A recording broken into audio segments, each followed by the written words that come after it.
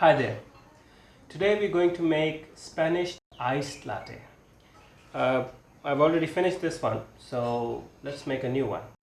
I'm using Colombian beans, medium roasted, provided by Red Berry Roasters.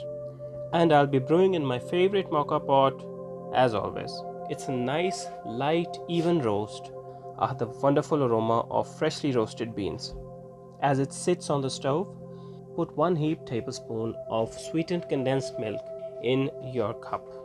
Pour about 60 to 70 ml of coffee, or more if you want it stronger.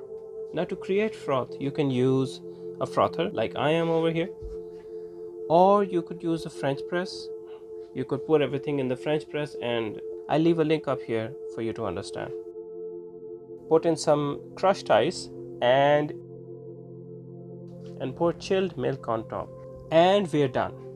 You see, it's a very simple recipe, very elegant and very tasty. Now, tomorrow is a Sunday and most of you are going to be at home, so why not try this over the weekend? Share it with your better half and tell me how it tastes. I would love to hear your thoughts. And as always, thank you so much for watching. Stay safe and have a great day.